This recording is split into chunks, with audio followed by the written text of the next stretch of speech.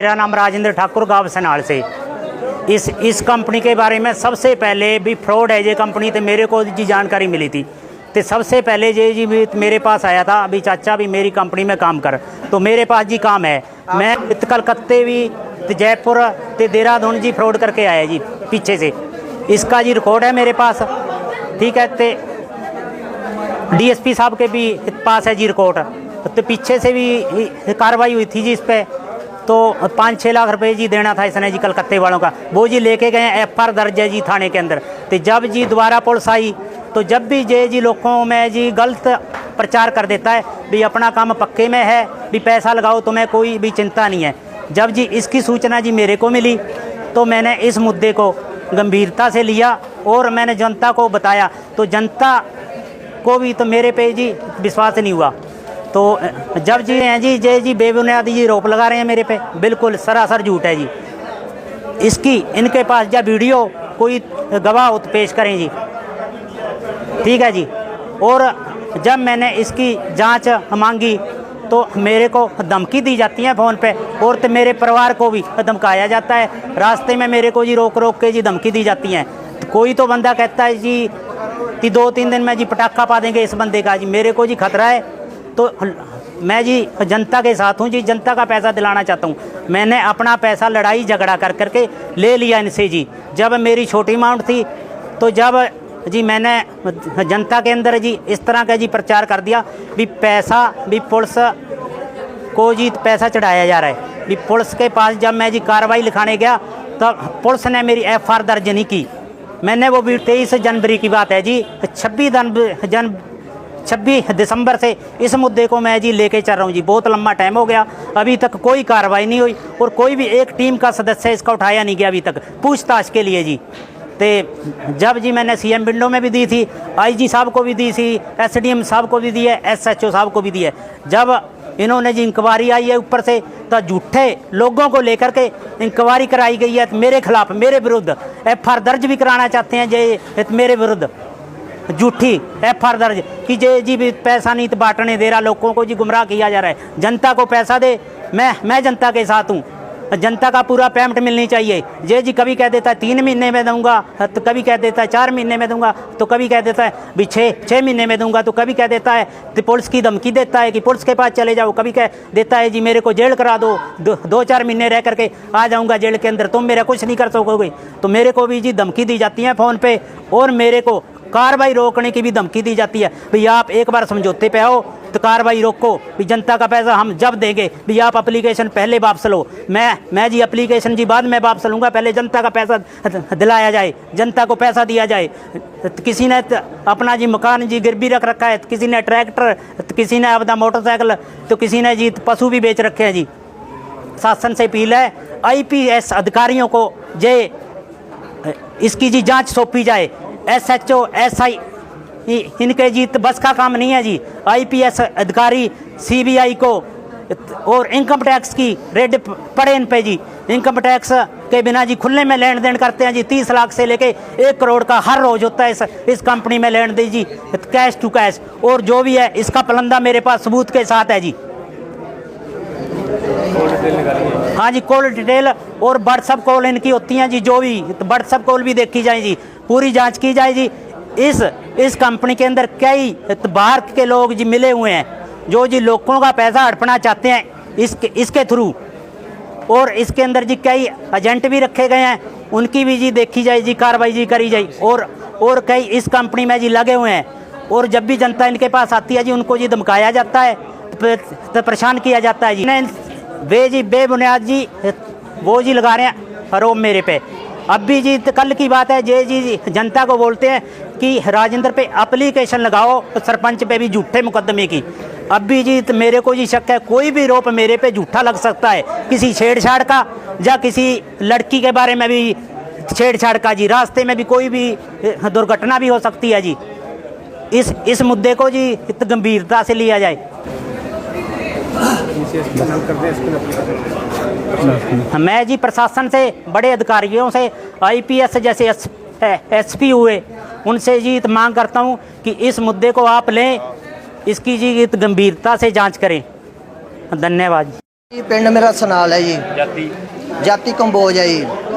ਸ਼ੁਰੂ ਤੋਂ ਜਦੋਂ ਸੁਖਦੇਵ ਸਿੰਘ ਇੱਥੇ ਪਿੰਡ 'ਚ ਆਇਆ ਹੈ, ਉਦੋਂ ਸੁਖਦੇਵ ਸਿੰਘ ਇਹ ਗੱਲ ਕਹਿ ਰਿਹਾ ਪਿੰਡ ਵਾਲਿਆਂ ਨੂੰ ਵੀ ਮੇਰੇ ਨਾਲ ਜੁੜੋ, ਤੁਸੀਂ ਮੇਰੇ ਨਾਲ ਜੁੜੋ, ਮੈਂ ਤੁਹਾਡਾ ਸਹਿਯੋਗ ਲੈਣਾ ਚਾਹਨਾ, ਮੈਂ ਪਿੰਡ ਦਾ ਵਿਕਾਸ ਕਰਾਉਣਾ ਚਾਹਨਾ, ਮੈਂ ਪਿੰਡ ਨੂੰ ਅੱਗੇ ਲਿਆਉਣਾ ਚਾਹਨਾ। ਜੇ 25 ਸਾਲ ਪਿੱਛੇ ਹੈ ਤਾਂ ਮੈਂ ਪਿੰਡ ਨੂੰ ਅੱਗੇ ਲਿਆਉਣਾ ਚਾਹਨਾ।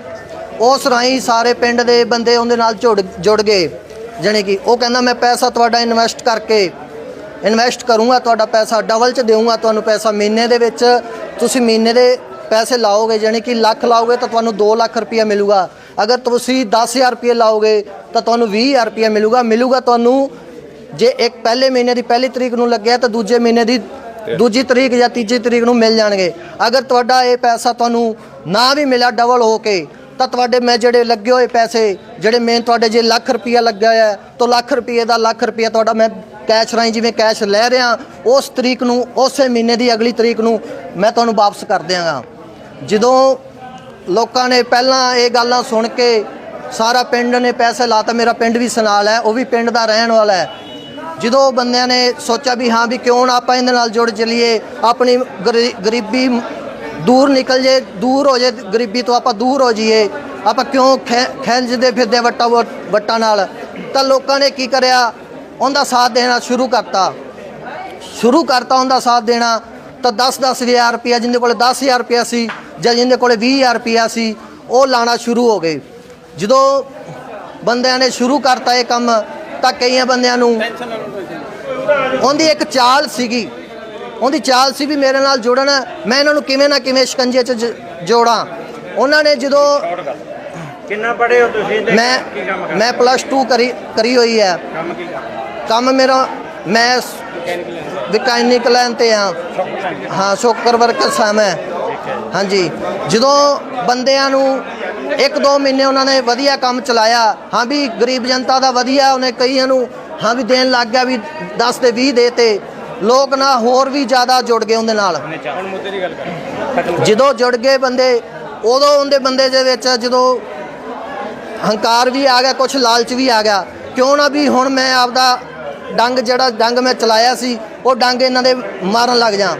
ਉਹ ਬੰਦੇ ਨੇ ਕਿੰਨੇ ਸਾਲਾਂ ਤੋਂ ਕੰਮ ਇਹਨੇ ਸ਼ੁਰੂ ਕੀਤਾ ਤੇ ਉਸ ਤੋਂ ਪਹਿਲਾਂ ਇਹਦੀ ਆਰਥਿਕ ਸਥਿਤੀ ਕਿਹੋ ਜਿਹੀ ਸੀ? ਕਾਰਨ ਕੋਈ ਸਾਲ ਨਹੀਂ ਹੋਏ ਹਲੇ ਤੱਕ, ਹਲੇ 5-6 ਮਹੀਨੇ ਹੀ ਹੋਏ ਆ, ਜਿੰਦੇ ਵਿੱਚੋਂ 3 ਮਹੀਨੇ ਨੇ ਕੁਝ ਬੰਦਿਆਂ ਨੂੰ ਪੈਸੇ ਦਿੱਤੇ, ਕੁਝ ਨੂੰ ਦਿੱਤੇ ਹੀ ਨਹੀਂ ਸ਼ੁਰੂ ਵਾਲਿਆਂ ਨੂੰ। ਉਸ ਤੋਂ ਬਾਅਦ ਜਿਹੜੇ 3 ਮਹੀਨੇ ਰਹਿ ਗਏ, ਬੰਦਿਆਂ ਦੇ ਪੈਸੇ ਜੋੜ ਲਏ, ਜਾਣੀ ਕਿ ਜਿੰਦੇ ਪੈਸੇ ਗਰੀਬ ਬੰਦੇ ਕੋਲੇ ਨਹੀਂ ਹੈਗੇ ਸੀ, ਉਸ ਬੰਦਿਆਂ ਨੂੰ ਵੀ ਇਹਨੇ ਬੰਦੇ ਛੱਡੇ ਹੋਏ ਸੀ, ਇਹਦੇ ਏਜੰਟ ਰਾਹੀਂ ਬੰਦੇ ਛੱਡੇ ਹੋਏ ਸੀਗੇ ਵੀ ਹਾਂ ਵੀ ਇਹਨਾਂ ਕੋਲੇ ਵੀ ਗਰੇ ਜੇ ਪੈਸਾ ਪਿਆ ਤਾਂ ਉਹ ਵੀ ਲਵਾਓ। ਸਾਰਿਆਂ ਨੂੰ ਇਹ ਲਾਲਚ ਦੇ ਕੇ ਬੰਦੇ ਨੇ ਸਾਰੇ ਪਿੰਡ ਦੇ ਸਾਰੇ ਏਰੀਏ ਨੂੰ ਇਕੱਠਾ ਕਰ ਲਿਆ। ਬੰਦੇ ਨੇ ਸਾਰੇ ਪੈਸੇ ਇਹਨੇ ਆਪਦੇ ਕੋਲੇ ਰੱਖ ਲਏ। ਜਦੋਂ ਹੁਣ ਆਪਾਂ 4 ਮਹੀਨੇ ਹੋ ਗਏ, ਸਾਡੀ ਤਰੀਕ ਲੱਗੀ ਹੋਈ 11ਵੇਂ ਮਹੀਨੇ ਦੀ ਪਹਿਲੀ ਜਾਂ 23 ਤਰੀਕ ਨੂੰ ਲੱਗੇ ਹੋਏ, ਕਈ ਪੈਸੇ 23 ਨੂੰ ਲੱਗੇ, ਕਈ ਤਰੀਕ ਪਹਿਲੀ ਨੂੰ ਲੱਗੇ ਆ। ਜੇ ਅਗਰ ਅਸੀਂ ਉਹ ਪੈਸੇ ਲੈਣ ਜਾਂਦੇ ਆ ਉਹਦੇ ਕੋਲੇ, ਉਹਦੇ ਦਫ਼ਤਰ 'ਚ ਪਹਿਲਾਂ ਤਾਂ ਉਹਦੇ ਬਾਹਰਲੇ ਪਾਸੇ ਬੰਦੇ ਖੜੇ, ਹਾਂ ਇੱਕ ਸਾਹਿਬ ਦੇ ਉਹਨੇ ਗੁੰਡੇ ਰੱਖੇ ਹੋਏ ਆ। ਉਸ ਤੋਂ ਬਾਅਦ ਅੰਦਰ ਮੁੰਡੇ ਜਿਹੜੇ ਤੁਸੀਂ ਗੁੰਡੇ ਕੁਝ ਪਿੰਡ ਦੇ ਨੇ, ਕੁਝ ਬਾਹਰੋਂ ਨੇ ਜੀ, ਬਾਹਰੋਂ ਵਾਲੇ ਜ਼ਿਆਦਾ ਨੇ। ਕੁਝ ਪਿੰਡ ਦੀ ਪੰਚਾਇਤ ਨੇ ਕੋਈ ਮੁੱਦਾ ਨਹੀਂ ਉਠਾਇਆ ਕਿ ਸਾਡੇ ਪਿੰਡ ਦੇ ਵਿੱਚ ਇਦਾਂ ਦਾ ਗੁੰਡਾਗਰਦੀ ਨਹੀਂ ਹੋਏਗੀ, ਇਹੋ ਜਿਹਾ? ਪਿੰਡ ਦੇ ਸਰਪੰਚ ਨੇ ਇਹ ਮੁੱਦਾ ਚੱਕਿਆ ਸੀਗਾ, ਪਰ ਕੋਈ ਪ੍ਰਸ਼ਾਸਨ ਨੇ ਉਹਦਾ ਨਹੀਂ ਸਾਥ ਦਿੱਤਾ। ਪ੍ਰਸ਼ਾਸਨ ਦੇ ਅੱਗੇ ਅਪੀਲ ਕੀਤੀ ਵੀ ਮੇਰਾ ਪਿੰਡ ਬਚਾਇਆ ਜਾਵੇ। ਉਹ ਬੰਦਾ ਕਿਸੇ ਦੇ SHO ਹੈ ਜਿਹੜਾ, ਉਹ ਵੀ ਨਹੀਂ ਮੰਨ ਰਿਹਾ, ਪ੍ਰਸ਼ਾਸਨ ਵੀ ਨਹੀਂ ਮੰਨ ਰਿਹਾ ਕਿਸੇ ਵੀ ਤਰ੍ਹਾਂ ਦੀ। ਤੇ ਲਿਖਤ ਦੇ ਵਿੱਚ ਕੋਈ ਸ਼ਿਕਾਇਤਾਂ ਦਿੱਤੀਆਂ ਨੇ? ਲਿਖਤ ਦੇ ਵਿੱਚ ਸ਼ਿਕਾਇਤਾਂ ਐਪਲੀਕੇਸ਼ਨਾਂ ਦਿੱਤੀਆਂ ਹੋਈਆਂ ਨੇ ਪਿੰਡ ਨੇ, ਪਰ ਕਈ ਬੰਦਿਆਂ ਨੂੰ ਜਾਂਦਾ ਫਿਰ ਕਾਰਵਾਈ ਨਹੀਂ ਕਰ ਰਿਹਾ। ਪ੍ਰਸ਼ਾਸਨ ਵੀ ਉਸ ਬੰਦੇ ਨਾਲ ਜੁਆਇੰਟ ਹੋ ਰਿਹਾ, ਉਹਦੇ ਤੱਕ ਪੈਸੇ ਪਹੁੰਚੇ ਨੇ। ਜਦੋਂ ਬੰਦਾ ਕਿੰਨੇ ਕੁ ਪੈਸੇ ਲੱਗੇ ਹੋਏ ਨੇ? ਲਗਭਗ 40-45 ਕਰੋੜ ਰੁਪਇਆ ਲੱਗ ਰਿਹਾ ਤੁਹਾਡੇ ਪਿੰਡ ਦਾ? ਜਿੰਦਾ ਪ੍ਰੂਫ ਸਾਡੇ ਕੋਲੇ ਹੈਗਾ, ਅਸੀਂ ਸਾਰੀ ਲਿਸਟ ਹੈ ਜੀ, ਆਹ ਪ੍ਰੂਫ ਹੈ ਜੀ। 40 ਕਰੋੜ ਰੁਪਇਆ ਇਹਦੇ ਵਿੱਚ ਲੱਗਿਆ ਹੋਇਆ ਜੀ। ਸਾਰੀਆਂ ਐਂਟਰੀਆਂ ਨੇ ਜੀ, ਉਹਨਾਂ ਦੇ ਸਾਈਨ ਹੋਏ ਨੇ ਜੀ। ਜਿਹੜੇ ਏਜੰਟ ਸੀਗੇ ਉਹਨਾਂ ਨੇ ਹੀ ਪੈਸੇ ਲਵਾਏ ਹੋਏ ਜੀ। ਠੀਕ ਹੈ। ਇੱਕ ਬੰਦੇ ਦਾ, ਇੱਕ ਪਿੰਡ ਦਾ ਜਿੱਥੇ ਦੇ ਪੈਸੇ ਲੱਗੇ ਹੋਏ ਨੇ, ਉਸ ਬੰਦੇ ਦੇ ਵਿੱਚ ਇਹਦੇ ਵਿੱਚ ਪ੍ਰੂਫ ਵੀ ਹੈ। ਜਦੋਂ ਅਸੀਂ ਥਾਣੇ ਰਿਪੋਰਟ ਲਿਖਾਉਣ ਜਾਂਦੇ ਆ ਤਾਂ ਥਾਣੇ ਵਾਲੇ ਸਾਨੂੰ ਅੱਗੋਂ ਪੈ ਜਾਂਦੇ ਨੇ, ਉਹ ਇਹਨਾਂ ਨਾਲ ਮਿਲੀ ਭਗਤ ਹੈ। ਥਾਣੇ ਕੋਈ ਸਾਡੀ ਰਿਪੋਰਟ ਨਹੀਂ ਲਿਖੀ ਜਾਂਦੀ, ਇਹ ਪਹਿਲਾਂ ਹੀ ਇਹਨੇ ਚੰਦਾ ਚੜਾਇਆ ਹੋਇਆ ਪੈਸਾ, ਸਾਡਾ ਹੀ ਪੈਸਾ, ਯਾਨੀ ਕਿ ਸਾਡਾ ਇਨਵੈਸਟ ਕਰਕੇ ਜੋ ਲੋਕਲ ਪੁਲਿਸ ਜੇ ਤੁਹਾਡੀ ਨਹੀਂ ਸੁਣਵਾਈ ਕਰਦੀ, ਤੁਸੀਂ ਐਸਪੀ ਸਾਹਿਬ ਨੂੰ ਮਿਲੋ। ਐਸਪੀ ਬਹੁਤ ਵਧੀਆ ਹਸਤਾ ਮੋਦੀ ਜੀ। ਅਸੀਂ ਮਿਲਾਂਗੇ ਜੀ, ਜ਼ਰੂਰ ਮਿਲਾਂਗੇ। ਪੰਚਾਇਤ ਦੇ IG ਨੂੰ ਵੀ ਮਿਲਾਂਗੇ, SP ਨੂੰ ਵੀ ਮਿਲਾਂਗੇ। ਜਿਹੜਾ ਜਿੱਥੇ ਵੀ ਸਾਡੀ, ਜੇ ਅਨਿਲ ਵਿਜੇ ਤੱਕ ਵੀ ਜਾਵਾਂਗੇ ਅਸੀਂ ਆਪਦੇ ਪੈਸੇ ਲੈਣ ਵਾਸਤੇ। ਅਸੀਂ ਆਪਦਾ ਹੱਕ ਮੰਗ ਰਹੇ ਹਾਂ, ਅਸੀਂ ਇਹਦੇ ਤੋਂ ਡਬਲ ਨਹੀਂ ਮੰਗ ਰਹੇ, ਅਸੀਂ ਆਪਦਾ ਹੱਕ ਮੰਗ ਰਹੇ ਹਾਂ। ਸਾਡੇ ਗਰੀਬ ਬੰਦੇ ਆ ਸਾਰਿਆਂ ਦੇ ਪੈਸੇ ਲੱਗੇ ਹੋਏ ਆ ਜੀ, ਸਾਰੇ ਗਰੀਬ ਬੰਦਾ, ਸਾਡਾ ਸਾਰਾ ਪਰਿਵਾਰ ਇੱਕ ਪਿੰਡ ਦਾ, ਜਿਹੜਾ ਪਿੰਡ ਹੈ ਨਾ ਸਾਡਾ ਗਰੀਬ ਪਰਿਵਾਰ ਹੈ ਜੀ। 40-45 ਕਰੋੜ ਕੱਲਾ ਤੁਹਾਡੇ ਪਿੰਡ ਦਾ ਹੀ ਆ? ਨਹੀਂ, ਸਾਡੇ ਪਿੰਡ ਦਾ 40-45 ਕਰੋੜ ਨਹੀਂ, ਸਾਰੇ ਏਰੀਏ ਦਾ ਹੈ ਜੀ, ਜਿੱਥੋਂ ਦਾ ਇਹ ਪੈਸਾ ਲੱਗਿਆ ਹੋਇਆ। ਅਸੀਂ ਇਹ ਅਪੀਲ ਕਰਦੇ ਹਾਂ ਜੀ ਵੀ ਸਾਡੇ ਪੈਸੇ ਜਿਹੜੇ ਸਾਡੇ ਆਪਦੇ ਨੇ ਜੀ, ਜਿੰਦਾ 20,000 ਹੈ 20,000 ਰੁਪਇਆ, ਜਿੰਦਾ 40,000 ਹੈ 40,000 ਰੁਪਇਆ, ਉਹ ਸਾਡੇ ਖੁਦ ਦੇ ਪੈਸੇ, ਅਸੀਂ ਖੁਦ ਦੇ ਪੈਸੇ ਲੈਣਾ ਚਾਹੁੰਦੇ ਹਾਂ। ਤੇ ਸਾਨੂੰ ਕਈ ਬੰਦੇ ਕਿਰਪਾਨਾਂ ਕੱਢ ਕੇ ਦਿਖਾ ਦਿੰਦੇ ਨੇ ਜਾਂ ਕਿਵੇਂ ਵੀ ਅਗਲੇ ਰੋਲਾ ਜਾਂ ਪੈਦਾ ਕਰਕੇ, ਜਿੰਦੇ ਸਾਡੇ ਕੋਲੇ ਪ੍ਰੂਫ ਵੀ ਹੈਗਾ ਕਿਰਪਾਨਾਂ ਦਾ, ਜਿਹੜੇ ਉਹਨਾਂ ਕੋਲੇ ਹਥਿਆਰ ਨੇ ਉਹਨਾਂ ਦਾ ਵੀ ਪ੍ਰੂਫ ਹੈਗਾ ਸਾਡੇ ਕੋਲੇ। ਹਾਂਜੀ, ਪਹਿਲੇ ਮਹੀਨੇ ਦੀ 2 ਤਰੀਕ ਨੂੰ ਲਾਏ ਸੀ 50,000 ਰੁਪਇਆ। ਪਿੰਡ ਕਿਹੜਾ ਤੁਹਾਡਾ? ਸਨਾਲ। ਠੀਕ ਹੈ। 50,000 ਕਿਹਨੂੰ ਦਿੱਤਾ ਤੁਸੀਂ? ਡਾਕਟਰ ਨੂੰ। ਕੌਣ ਹੈ ਡਾਕਟਰ? ਸੁਖਦੇਵ ਡਾਕਟਰ।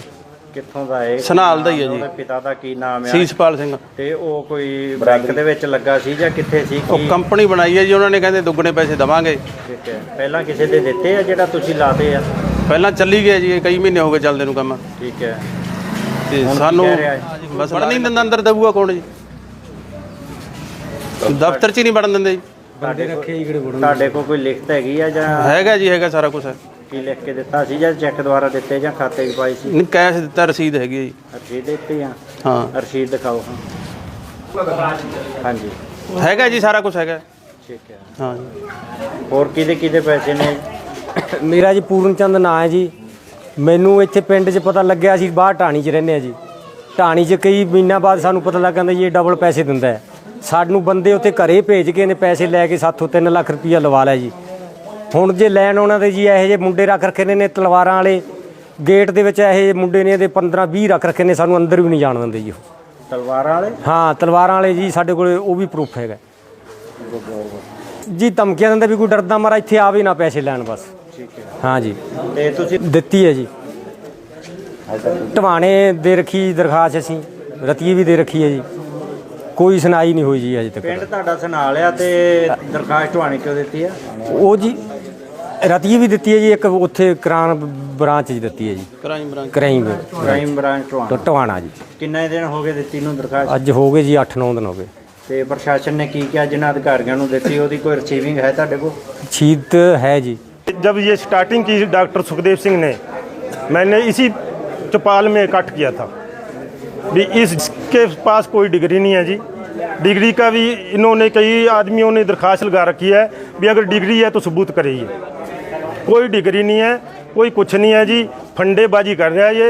और जनता के साथ इसने गरीब परिवारों के साथ खिलवाड़ किया है और खिलवाड़ के साथ ना एक ऐसा हादसा कर रहे हैं ये तलवारों और पिस्तौलों से और कृपानों से।